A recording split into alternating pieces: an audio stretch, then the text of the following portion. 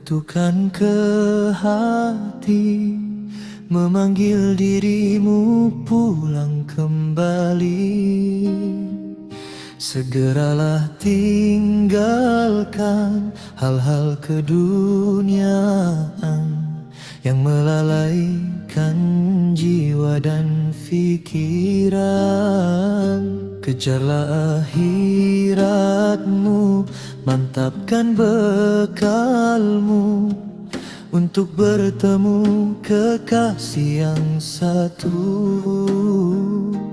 Hari demi hari usia terus pergi, sedang waktu tak akan kembali. Ingatlah setiap ujian yang dikurniakan bukan untuk melemahkan, tetapi menguatkan. Orang yang disakiti ada 3 peringkat.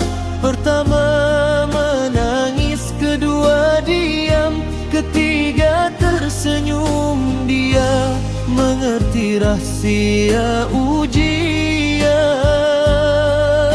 dia memahami hikmah Tuhan.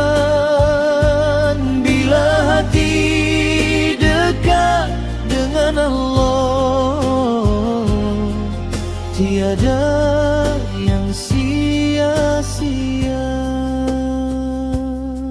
Saat dunia datang menguji,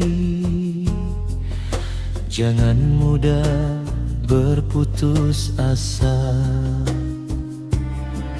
kerana di sebalik luka tersimpan 1000 makna. Ada air mata yang menghapus dosa, ada kesabaran yang mengangkat darjat hamba. Ingatlah setiap yang berlaku sudah tertulis dalam ilmunya,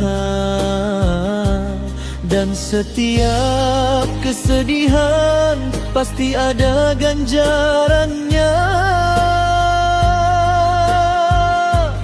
Orang yang disakiti ada 3 peringkat.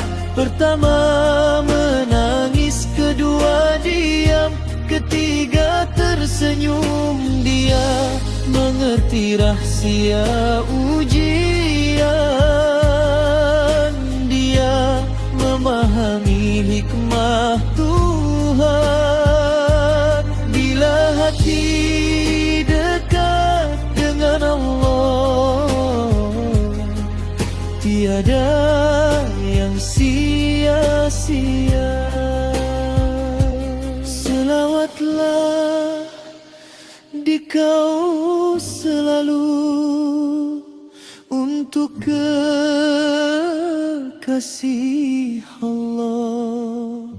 Selawat sebelum tidur, selawat ketika bangun tidur.